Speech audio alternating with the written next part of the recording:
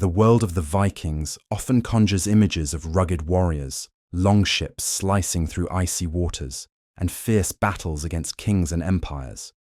Yet hidden beneath the clashing of swords and the pounding of shields was another side to Viking life, one that is rarely spoken of aloud, yet often whispered about in sagas and hinted at in chronicles written by horrified Christian monks. The private lives of the Norse were steeped in rituals and practices that to us today would seem startling, even shocking, especially when it comes to matters of intimacy, love, and the body. To the Vikings, these practices were not only normal, but tied deeply to their beliefs about fate, honor, fertility, and power. For them, sexuality was not simply an act of reproduction, but a mirror of the cosmic order itself, chaotic, violent, sometimes humorous, and always deeply tied to society. The Norse homelands were harsh places. Life expectancy was short compared. To modern standards, winters were brutal, and constant raids or feuds meant that men, women, and children rarely knew peace for long. In such a world, every part of life had to be practical, even when it came to intimacy. There was no Victorian modesty, no public silence, no idea that sexual matters should be swept under the rug. Instead, the Vikings treated such things as a natural, even vital part of the fabric of their society. Men and women were expected to be fertile in order to continue the family line, especially since so many men fell in raids and battles before their 30s. Yet the way they approached sexuality was anything but simple. Marriage in Viking society, for instance, was less about romance and more about alliances. Fathers and brothers often arranged unions, carefully weighing how such a marriage might strengthen kinship and wealth. But once the marriage was secured, what followed was not the serene intimacy we might imagine. Viking wedding nights were tied to rituals demanding fertility. Archaeological evidence suggests beds sprinkled with symbolic plants considered potent for love and procreation, dill, leeks, and sometimes even horsehair, linking the couple's union to the power of the stallion. The Norse believed the stallion embodied virility, the same reason why runestones and carvings often depict horses in contexts that blend both fertility and death. But the expectations on men were also fierce. Viking warriors were celebrated for their strength not only on the battlefield, but in the bedchamber. Sagas describe men insulted for what was seen as passive behavior in lovemaking. To be passive was to invite shame, to lose one's masculine honor. Accusations of effeminacy were some of the worst insults one Viking man could hurl at another. Honor wasn't just tested with swords, but with how men conducted themselves in private life. This created an atmosphere where the act itself was bound by cultural ideals of dominance and control that echoed how they lived their public lives. Modern readers might be startled at how closely violence and intimacy were imagined together in the Viking worldview. The act could be gentle, yes, but sagas and poems show that many saw sexuality itself as an arena of power and warfare. Women, however, were not without their own agency. Viking women were often described as strong-willed, capable of divorce, and even able to demand satisfaction from their partners. Sagas reveal women mocking their husbands for poor performance, sometimes even using this as grounds to shame them in front of others. In Viking society, humiliation was devastating. To be labeled as unmanly could ruin a man's social standing. If a marriage failed to produce children, suspicion might easily fall on the man, regardless of the truth. What's striking is that Viking women had the legal right to request divorce and could keep their dowry if unsatisfied, something almost unheard of elsewhere in medieval Europe at the time. This meant that intimacy wasn't just an expectation, it was a duty. Yet among these expected duties were practices that to us today would appear very strange. Fertility rituals sometimes included mock public acts of intimacy performed during festivals in honor of gods such as Freya and Freya, deities associated with fertility, desire, and abundance of the land. Imagine entire villages watching as ritual acts were carried out, not as scandal, but as sacred performance to ensure good harvests. The Norse tied sexuality and agriculture together, believing that just as the sowing of seeds brought crops, the union of man and woman ensured the continuation of the clan and the prosperity of the earth itself. In exploring this, it's important to understand that what to them was divine right would appear to outsiders, and especially the horrified monks writing about them, as utterly obscene. These monks preserved some of these accounts in their writings centuries later, shaking their heads at a people they could not understand. The sagas, too, are rich with references to unusual practices. While Norse poetry often used euphemisms full of wit, the imagery was explicit, filled with references to organs, to body functions, and even to boasting competitions in which warriors openly shamed enemies by insulting their love lives. To insult a rival by claiming he was intimate in the wrong way was one of the most common weapons in verbal duels. For the Vikings, words could sting as sharply as swords, and the deepest wounds were dealt to one's honor. One of the most controversial aspects of Norse sexual culture was their view of same-sex relations. While Roman and later Christian chroniclers condemned such things outright, the Viking world was less uniform. Relations between men could happen, but the taboo centered not on the act itself, but on who took which role. To take on the passive role in their eyes stained a man's honor, branding him as weak. To boast of dominating another man, however, could be considered a show of power. Law codes even mention such accusations, treating them with the gravity of a wound delivered in battle. These cases reveal a world where the definitions of masculinity and honor were far stricter than modern labels suggest. Another disturbing truth is how much sexual violence was normalized.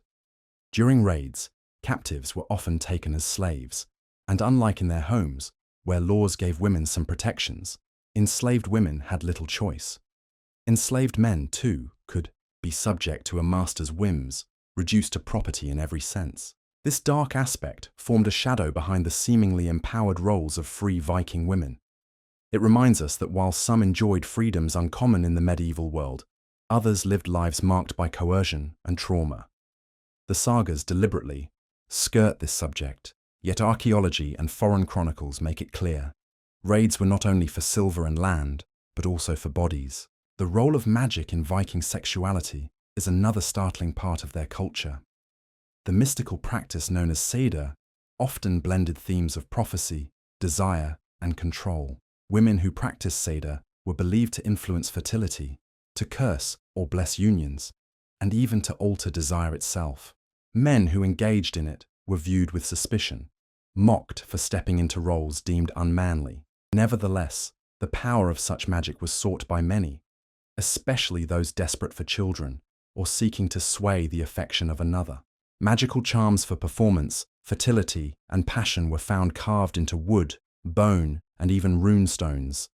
Imagine the line between the mundane and the mystical vanishing during those moments, each intimate act believed to be charged with fateful power. What emerges from all this is a picture of Viking intimacy, dramatically different from our modern understanding. Their practices were raw, unfiltered, often violent, and woven deeply into their ideas of honor, family, and destiny. Even the gods reflected this. Odin, Loki, and Freyr all move in sagas through encounters that blur the line between sacred ritual and scandalous act. For them, nothing about sexuality was private in the modern sense. It was both a public concern and a sacred act tied directly to survival. And yet, for all its harshness, the Viking world never loses its atmosphere of complexity. To them, strangeness was normal, and what shocks us today was the rhythm of their daily lives. From ritualized wedding beds blessed with fertility herbs, to public fertility rites, to mocking insults so biting they could trigger duels, sexuality in the Viking Age was as intense and perilous as their journeys across stormy seas. As we continue unraveling this world, each layer reveals more of just how far from modern perceptions these people truly were, showing us a society where passion, power, and survival all collided in the most startling of ways. The deeper we travel into the intimate world of the Vikings, the clearer it becomes that their ideas of sexuality were bound tightly with honor, community, and survival in ways both fascinating and unsettling. To them, love and desire were not soft moments whispered between sheets, but rather forces ruled by fate, gods, and societal expectation. Family honor rested on whether sons and daughters were born. Warriors' reputations were threatened by their bedroom conduct, and rumors whispered in the hall could injure a man standing as much as a lost duel. It was a world where mockery itself was a weapon, and where intimacy could carry political implications sharp enough to split kingdoms. The sagas reveal how endless their obsession with honor truly was. Among Viking men, accusations of sexual weakness were so grave that they often ended in bloodshed. The most damaging insult was to be accused of being cowardly in intimacy, what the sagas describe as ergi. Ergi meant more than physical passivity. It implied unmanliness, weakness, and shame. To call another man arga was practically a death sentence, as he would feel compelled to restore his honor through combat. It wasn't always about women either. To claim that a man had been dominated by another man, even verbally in jest, was to mark him as dishonored for life, unless blood washed the slight away. These cultural ideals bred a society where intimacy was never neutral. It was loaded with the same weight as a sword on your hip. And yet, women were both participants in this system and surprising enforcers of it. Viking women, especially freeborn wives, could humiliate their husbands in front of the household by accusing them of being poor lovers or incapable of satisfying their duties. A mocking song at the wrong time could cripple a man's authority. Imagine the hearth filled with laughter as a woman chuckled deliberately at her husband's supposed weaknesses. Such scenes found their way into sagas, preserved as evidence that even in a supposedly male-dominated society, women held sharp weapons of their own. Because a woman's words could brand a man as dishonored, her tongue was sometimes sharper than his sword. Marriage, therefore, was not only a contract of property and lineage, but a constant test of masculine performance. Failure meant mockery, shame, and sometimes even abandonment. Law codes reveal how serious the Vikings were in such matters.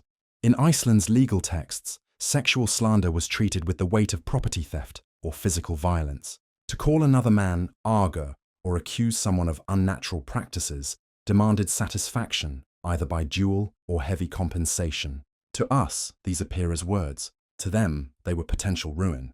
This reveals how their society was less about what one actually did and more about reputation. Silence and discretion were prized, and rumors could be as destructive as swords. It adds a strange irony.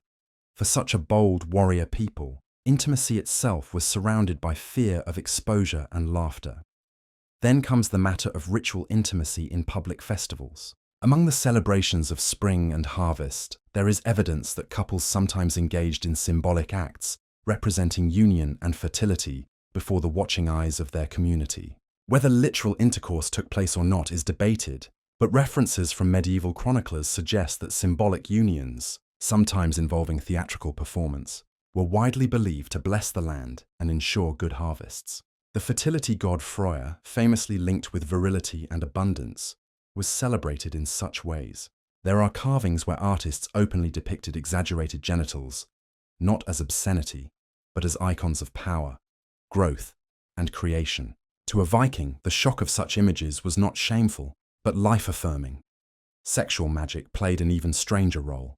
The mystical art of Saida, associated mostly with women, included spells of attraction, potency, and curses. A woman could craft charms believed to inspire uncontrollable desire, or conversely, to rob a man of his virility. Amulets shaped like phalluses or female organs had been unearthed across Scandinavia, silent remnants of a culture steeped in magical symbols. There are stories of women using carved runes hidden in drinks to bend the will of the man they wanted, or to prevent rivals from conceiving children. But for male practitioners, Saida was dangerous. Engaging in it risked accusations of ergi, crossing the fragile boundaries of masculinity that the society so fiercely guarded. Thus, a man dabbling in love magic risked being mocked as unmanly, even while secretly many of them may have done it. Not all unions were gentle or consensual, and here the darker side of Viking life forces itself into view. As raiders, the Vikings took captives, and slaves became a common feature of households. These thralls, as they were called, had no rights in intimacy. They could be used for pleasure, for breeding, or for trade. Their bodies were property as much as the farm animals or silver trinkets. Some sagas even mention Viking women taking male slaves for gratification, reminding us that the imbalance of power cut both ways. The Norse religion and honor culture offered no real shield to thralls. It reveals the brutal reality behind the glitter of longships. While Viking women may have had freedoms far surpassing their medieval peers elsewhere, Many others lived as the unwilling vessels of their masters' or mistresses' desires. When we shift from households to longships, another layer emerges. On expeditions lasting months, intimacy did not halt. There are hints, not always explicit, that relationships sometimes formed between warriors, though to admit being the passive party risked fatal embarrassment. Younger warriors, bound to older ones, may have found themselves in arrangements that blurred mentorship and physical intimacy. Chroniclers outside of Scandinavia often pointed to these with outrage, using them to brand the Vikings as licentious barbarians. What mattered again was not the act itself, but the role. To dominate was honorable. To be dominated was eternal shame. In this, Viking society reveals both its openness and its cruelty in intertwining honor and sexuality, with contradictions that baffle even modern understanding. Even marriage itself could carry odd and startling customs. Archaeological digs show carefully prepared wedding beds laid in full view of the community during ceremonies, symbolizing not private affection, but a duty for witnesses to see. Guests sometimes threw symbolic objects like seeds, oats, and leeks onto the bed, reinforcing the fertility symbolism. The message was unmistakable. Marital intimacy was a public responsibility, not merely private bliss. The crowd's laughter and boisterous songs only heightened the pressure. To fail in this duty was more than personal disappointment. It was a failure of one's clan, an insult to the gods, and if left unresolved, grounds for social humiliation. And throughout all of this, the mocking, the rituals, the magical charms, the gods themselves provided myths as justification. Loki shifted shape and gender with ease, turning into a mare to mate with a stallion, gleefully mocking the boundaries humans tried to enforce. Thor, the great masculine god of storms, once disguised himself as a bride to reclaim his stolen hammer, reminding those who heard the tale that even the most powerful warrior could be placed in intimate, humiliating roles when fate demanded it. Behind laughter at these tales lay a warning. Honor in sexuality was fragile, and even gods could stumble into shameful roles. Thus, Viking society created an intimate world that was a battleground of its own. Some enjoyed a strange freedom, women who demanded satisfaction, men who prided themselves on their dominance, and lovers who sought magic to call their desires. Yet always, just behind the fire's glow, lay the fear of mockery, the weapon of public laughter, and the cruel truth of slavery. Intimacy to the Vikings was never limited to bedrooms. It filled rituals, festivals, insults, and laws. Life itself seemed inseparable from desire and reproduction, and the community kept watch over all. As we continue to pull at this thread, the picture grows ever stranger. What seemed at first a blunt world of men and women fulfilling duties becomes a labyrinth mixing humiliation, law, magic, ritual, violence, and the gods themselves. The Vikings lived with the belief that nothing truly private could exist, not honor, not sex, not even the secrets of the marriage bed. All was exposed to the judgment of gods and people alike, and those who failed risked ridicule enough to make even the strongest warrior tremble more than he might before swords or storms. As the longhouses of Scandinavia filled with smoke from hearth fires and echoes of mead-driven laughter, the hidden stories of Viking intimacy grew stranger still. While we often think of raids, axes, and shields, their private lives carried practices that would leave any modern reader astonished. To the Norse mind, sexuality was not divided neatly into sacred and profane. Instead, it occupied a blurred space, woven deeply into their mythology, their laws, and their daily survival. In this world, shame and honor tangled together in such subtle ways that the bedroom itself could be as dangerous as the battlefield. One cannot speak of intimacy among the Vikings without returning to their gods. Their pantheon reflected human desires, fears, and excesses, often in exaggerated or even comedic ways. Loki, ever the trickster, shifts in stories between male and female, sometimes even becoming an animal in order to seduce or be seduced. In one tale, Loki transformed into a mare and gave birth to Sleipnir, Odin's eight-legged horse, revealing how porous gender and boundaries could be in the Viking imagination. This was not a mere joke. It carried a lesson. The gods themselves broke roles, crossed lines, and blurred identities. Yet mortals who attempted such transformations were mocked as shameful, branded unmanly, or cursed. Thus, the distinction between gods and men was clear. Divine beings could defy boundaries without consequence, but humans paid dearly for stepping outside rigid roles. Thor, too, became a figure linked to strange stories of transformation. In one myth, he disguised himself as a bride to retrieve his stolen hammer, an image so ridiculous that Viking audiences surely roared with laughter around the fire. But behind the humor lay social anxiety. To wear bridal clothing, to be mistaken for a woman, to play such a role even in jest, was the very definition of unmanly behavior for Viking men. And yet, the story was cherished. It reflects the strange double standard. Gods might model behavior that mortals must not emulate, creating tales both entertaining and secretly anxiety-inducing.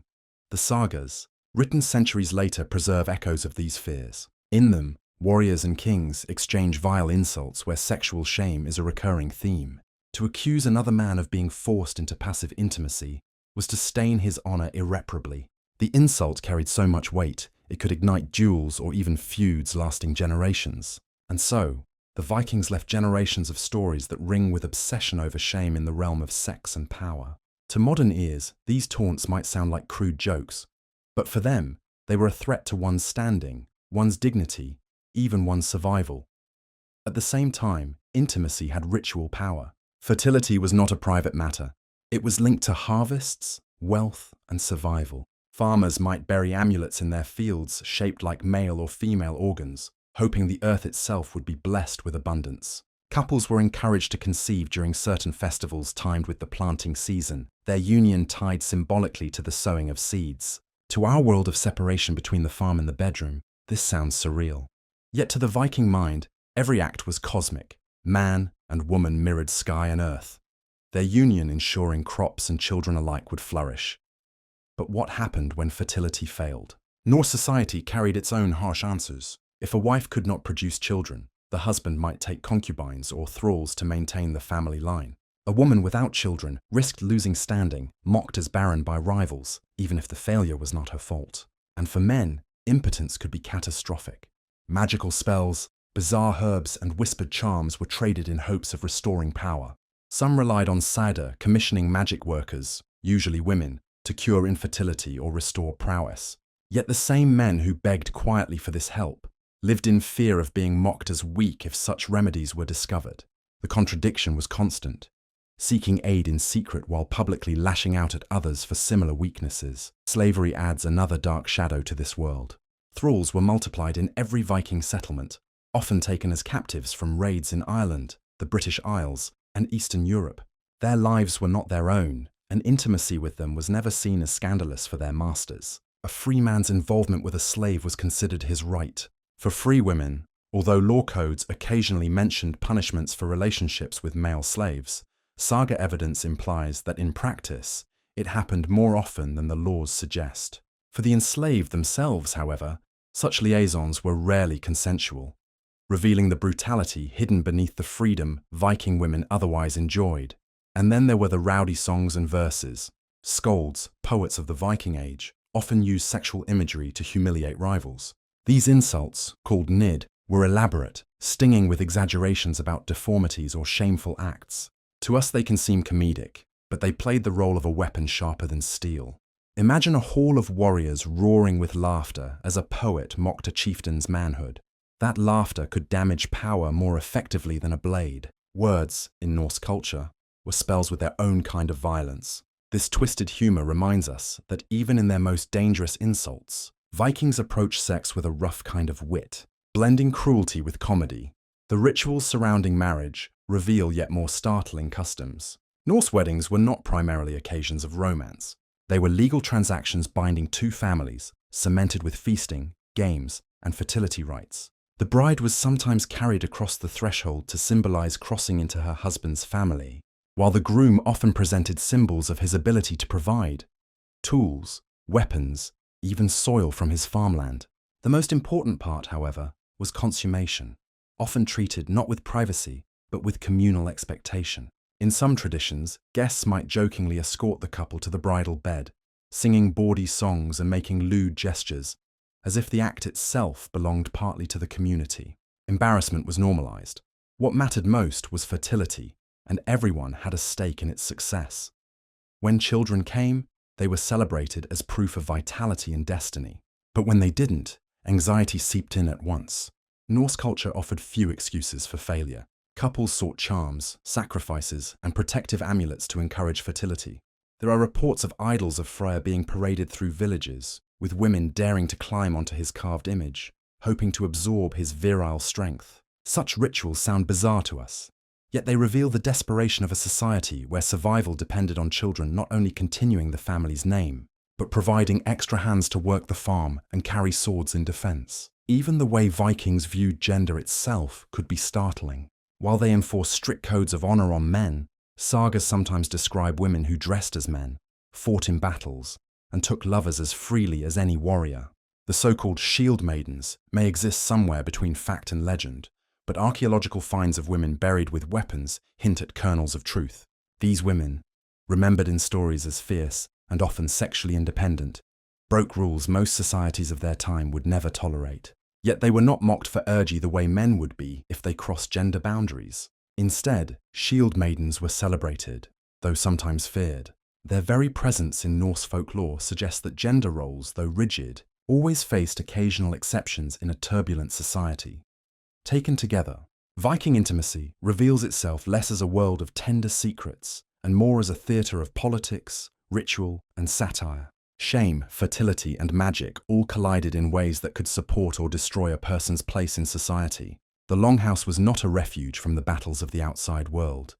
Inside, new kinds of battles raged through gossip, rituals, and expectations. For the Norse, sexuality was raw, public, and perilous. Every action carried weight, not just for the family, but for the community and the cosmos itself.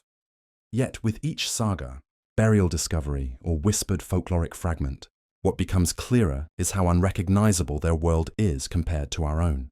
Their practices weren't curiosities, they were survival strategies. In honoring Freyr, shaming rivals through raunchy poetry, enforcing honor through threats of blood, and binding sexuality with harvests, the Norse created a universe in which survival of the clan and fertility of the soil could never be separated. We are left with a vision of a people whose most private moments were never really private at all, watched always by the gods above, the community around them, and the ruthless weight of honor that pressed on every soul from birth to death. The Viking story of intimacy, power, and ritual reaches its strangest and darkest turns as we look deeper at how these practices shaped not only their homes, but their politics, their myths, and their legacies. To the Norse people, sexuality was never confined to whispers in darkness. It spilled into the feasting hall with mocking songs, onto the battlefield in the form of weaponized insults, and even into treaties and negotiations where marriage and children meant alliances or the collapse of empires. Desire was not a private fire. It was a torch carried by the community, by the gods, and by fate itself. Marriage politics especially reveal the harsh reality of how intimacy was tied to survival of clans and kingdoms. A powerful chieftain without children was a weakened leader. A queen without heirs faced disgrace or loneliness in exile. Fertility itself became a political act, with consequences rippling far beyond the bed.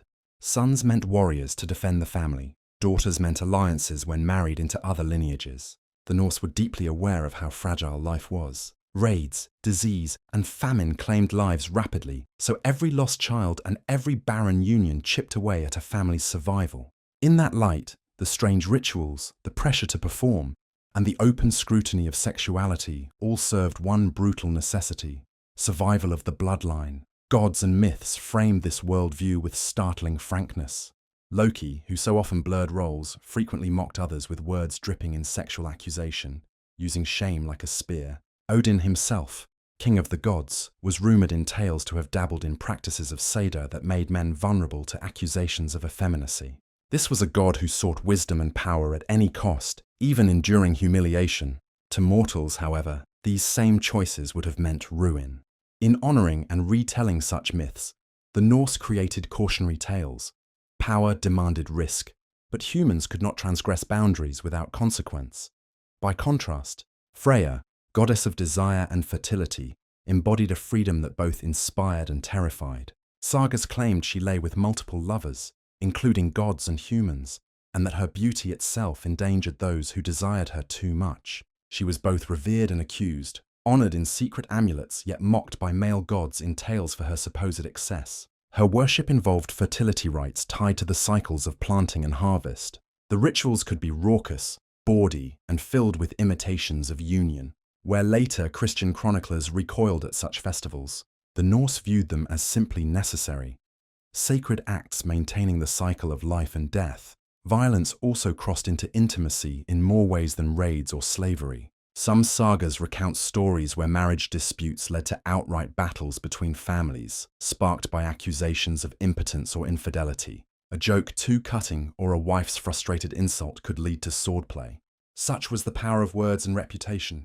A man accused of failing his wife's desires might demand violent satisfaction from his accuser, restoring his honor with blood, not proof. These clashes remind us again that for the Vikings, intimacy was never a gentle, secluded matter but an exposed nerve of their society, carrying constant risks of disgrace. Even funerary practices whispered of sexuality and desire. Graves have been uncovered containing objects of intimate symbolism, amulets, charms, and carved symbols linking death to fertility. Some burial mounds included both husbands and wives, their union preserved even beyond life. Legends tell of funeral pyres where enslaved women were forced into the flames as sacrifices, symbolically joining their masters in death. Arab chroniclers who witnessed such rituals described shocking scenes during funerals of Viking nobles, where slaves were used or violated before being killed as part of the ritual. These accounts horrified outsiders, but shed light on how the Norse connected sexuality, violence, and spirituality, even in the realm of death. To them, this was not cruelty, but part of maintaining cosmic balance, ensuring that life, love, and war continued in the next realm just as they had in this one. And so the paradox emerges. The same society that gave women more freedoms than most of medieval Europe also bound their lives with communal scrutiny that made intimacy both liberating and terrifying. A wife could divorce a man for failure to satisfy her, yet might also be humiliated if she failed to produce children. A man could boast of lovers as proof of virility, yet be ruined forever if accused of being unmanly. Sexuality was both celebrated as sacred power and condemned as the ultimate vulnerability. As time went on and Christianity spread into Scandinavia, these practices began to change. Shame replaced ritual openness, fertility rites were suppressed, and the bawdy verses mocking rivals faded in favor of stricter codes of morality. Yet for centuries after, traces of those older customs clung to folklore, faint echoes of a world where laughter, lust, and honor collided in ways that defied tidy explanation.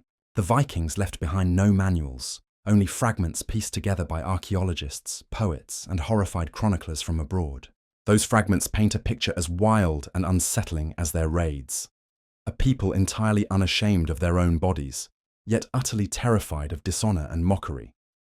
What lingers most strongly about the Viking view of intimacy is its duality. It was sacred and profane, a ritual of fertility and a weapon of shame, a duty to one's family, but also an arena of personal reputation. These contradictions defined an entire civilization. For them, the bed was not merely a place of passion, but another battlefield, where reputations, families, even harvests could be won or lost. And perhaps that is the core revelation. The thing that shocks us most. To the Vikings, there was no line between sex, survival, and power. To farm and to raid, to marry and to fight, to bring children into the world or to mock a rival as unmanly.